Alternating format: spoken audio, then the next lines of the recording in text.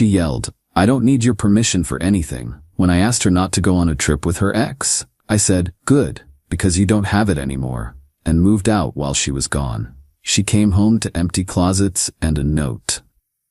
I, 29 male, was washing dishes when my girlfriend Scarlett, 28, dropped the bomb on me. We'd been together 3 years, living together for 1. "So I'm going to Cabo next weekend," she announced, scrolling through her phone. "Oh, cool. With who?" "Just a small group. Mandy, her boyfriend, and Vince." I stopped mid-scrub. "Vince? Your ex Vince?" "Yeah. So, you're going on a vacation with your ex-boyfriend?" She looked up from her phone, annoyed. "It's a group trip, Isaiah. Don't be weird about it." "I'm not being weird. I'm uncomfortable with my girlfriend going on a beach vacation with her ex." "God, you're so insecure. Vince and I are just friends now." "Then why wasn't I invited?" She rolled her eyes. "Because you hate beach trips. You literally complained the entire time in Miami." "That was true. I got sun poisoning, but still." "Scarlett, I really don't think this is appropriate. Can you please not go?" That's when she exploded. Threw her phone down, stood up, hands on hips, full drama mode. "I don't need your permission for anything. I'm a grown woman. If I want to go on a trip with friends, I'll go." The words hung in the air. Permission, like I was trying to be her parent instead of expressing a reasonable boundary. "You're right," I said quietly. "You don't need my permission." "Exactly. Thank you for finally." "Good," I continued, "because you don't have it anymore." Her face shifted from triumphant to confused. "What? You heard me. You want to act single? Be single. Go on your trip." "Isaiah, don't be dramatic. It's just a vacation. With your ex, who you dated for 4 years, who you only broke up with because he moved away. That was years ago. He moved back 6 months ago. You've been texting ever since." Guilty silence. "I'm done, Scarlett. Go to Cabo. Have fun." She laughed. Actually laughed. "You're gonna break up with me over a trip? Seriously?"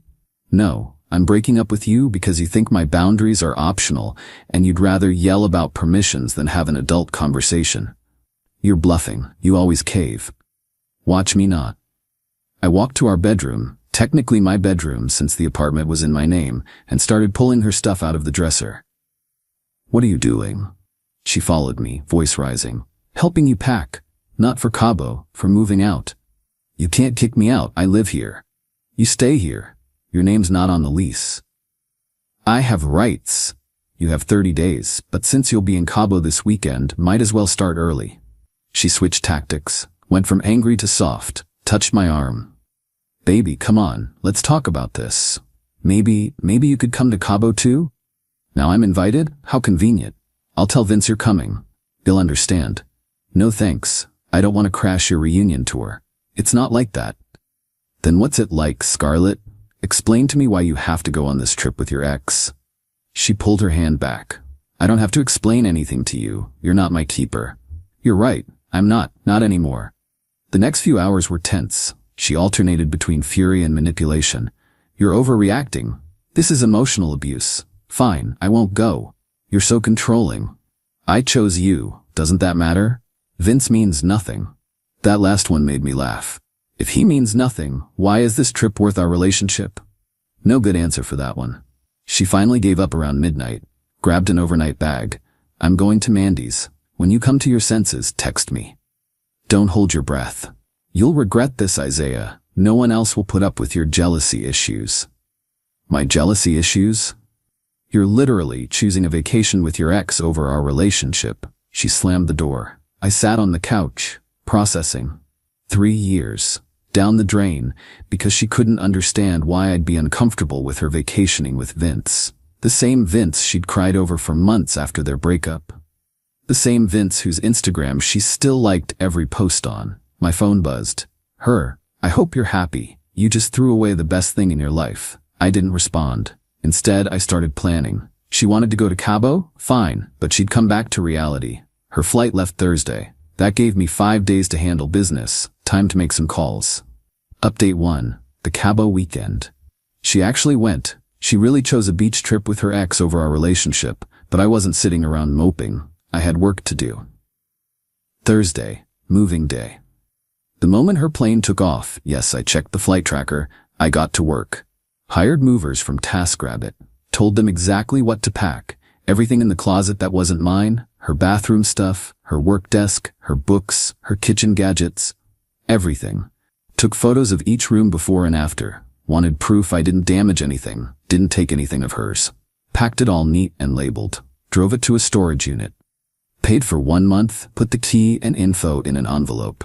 Then I deep cleaned the apartment, like professional level clean. Changed the sheets, reorganized everything, even rearranged the furniture. By Thursday night, it looked like a different place. My place. Friday, Scarlett started posting Cabo pics. Her, Mandy, Mandy's boyfriend, and Vince. Lots of Vince. Beach selfie with the group, Vince's arm around her. Dinner pics, sitting next to Vince. Sunset toast, her and Vince clinking glasses while Mandy took the pic. Late night hot tub shot, bikini, Vince in the background. The comments from our mutual friends were, interesting. Cute.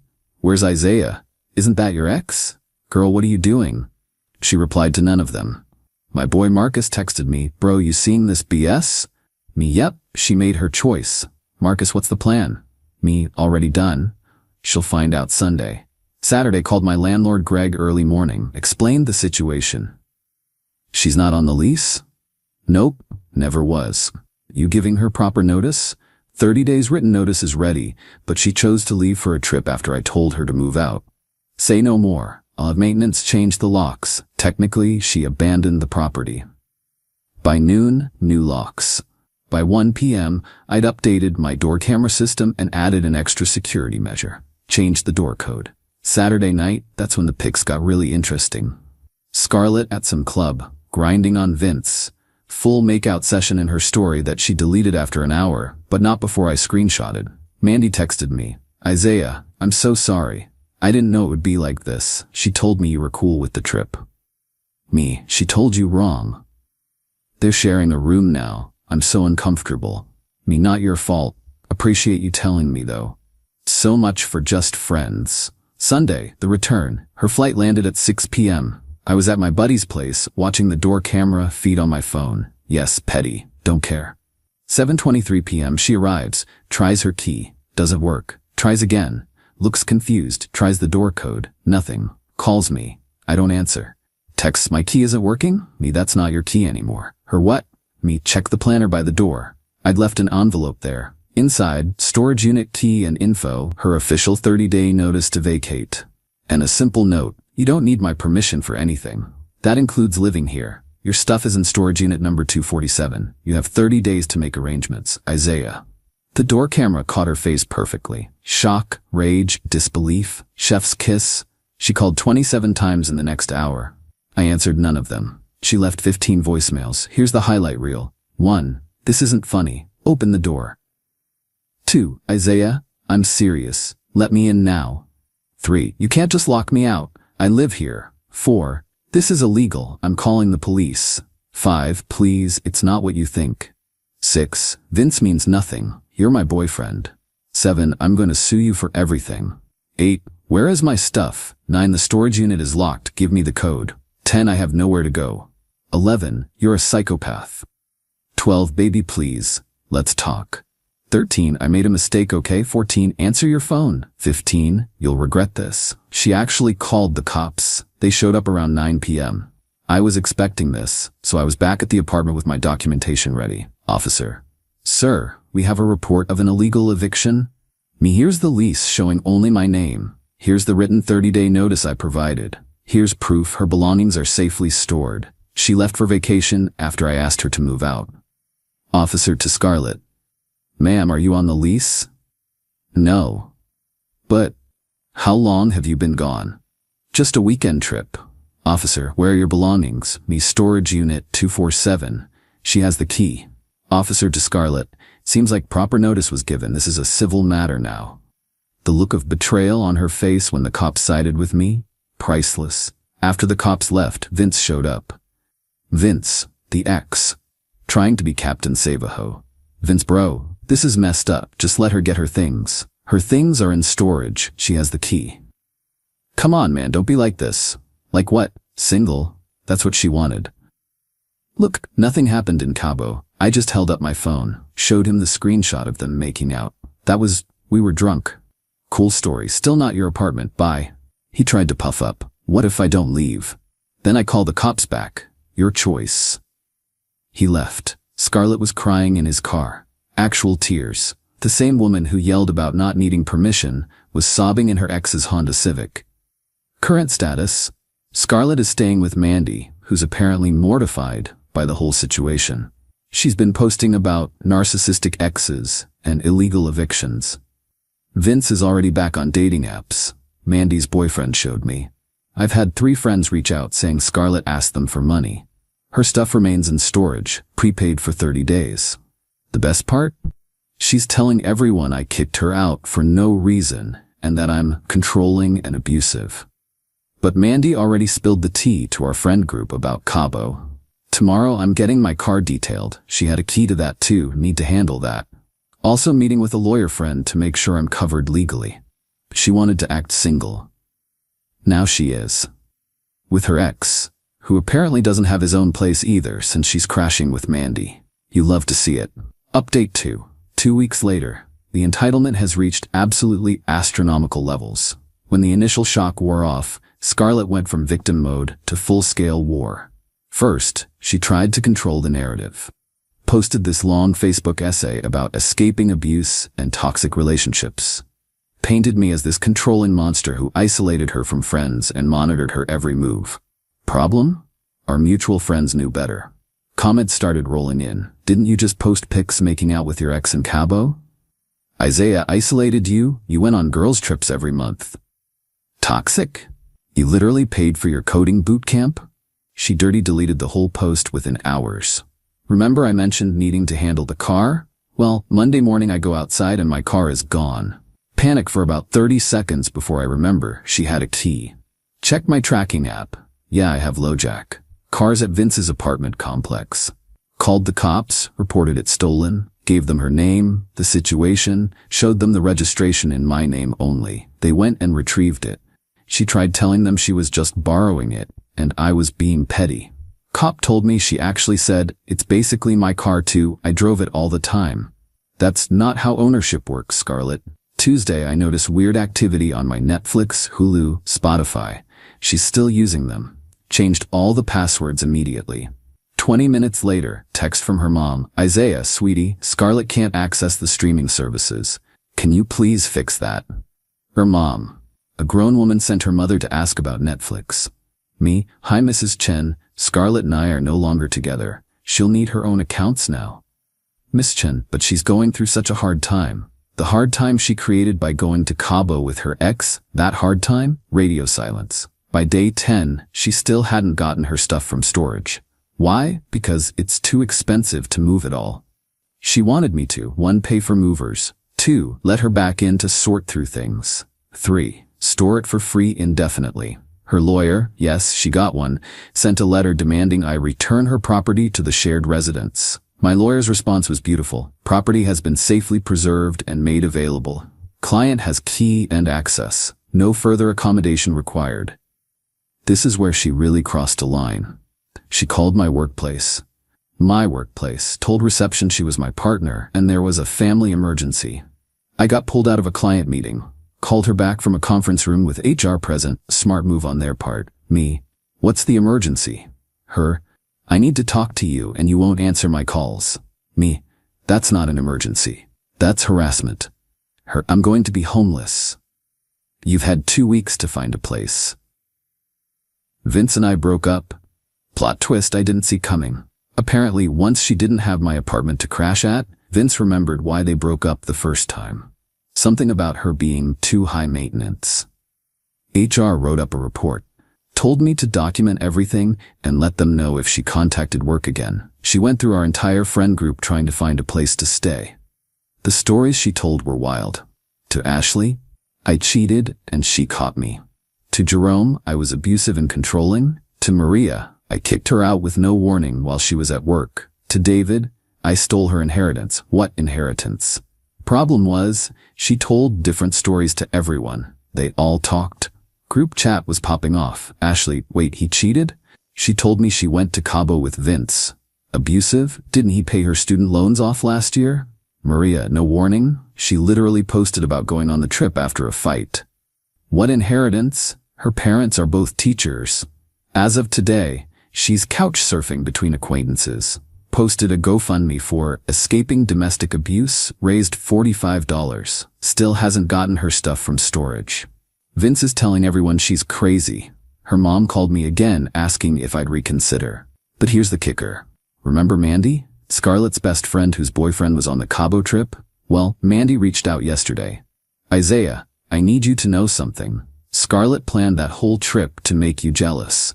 She thought you'd cave and beg her not to go. When you didn't, she figured hooking up with Vince would make you fight for her. She literally said watch him come crawling back when he sees the pics. I'm done with her. She used my vacation as a manipulation tactic. I screenshot that message, added it to my folder of evidence. The legal update. Her lawyer sent another letter. Now she's claiming unlawful eviction and emotional distress, demanding 3 months' rent, moving costs, and $10,000 in damages. My lawyer's response included, the lease, my name only. Her text saying, I don't need your permission for anything. The 30-day notice. Screenshots of her Cabo posts with Vince. The police report stating no crime was committed, her admission via text that she chose to leave. Haven't heard back from her lawyer since. Yesterday, the storage place called. Her unit was overdue. Did I want to pay to extend it? Nope.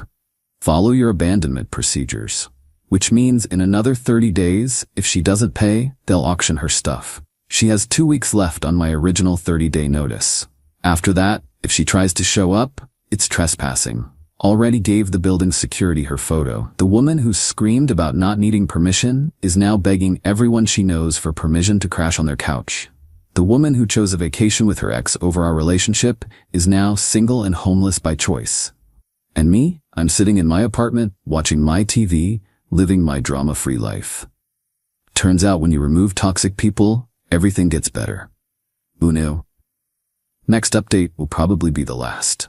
We'll see if she gets her stuff from storage or if it ends up on Storage Wars. Either way, I'm good. Final update.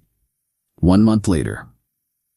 The conclusion to this saga is exactly what you'd expect from someone who never learned that actions have consequences. She never got her stuff. Not in the 30 days I paid for, not in the additional 30 days the storage place gave her. They sent her certified letters, called her, emailed her. Nothing. So last week they auctioned it off. Everything she owned except what she took to Cabo. Furniture, clothes, electronics, photos, everything. Gone. Guess how I found out? She tried to blame me on Instagram. My toxic ex let them sell all my belongings. Everything my grandma gave me. He's pure evil. Comments were brutal. Girl, you had 60 days?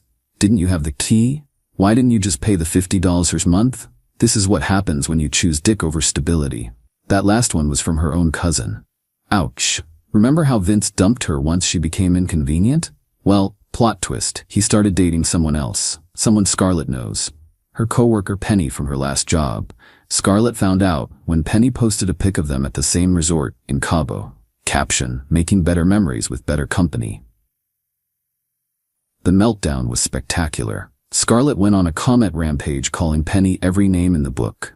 Penny's response? Posted their text conversation from months ago where Scarlett was trying to get Penny to cover for her while she met up with Vince during work hours.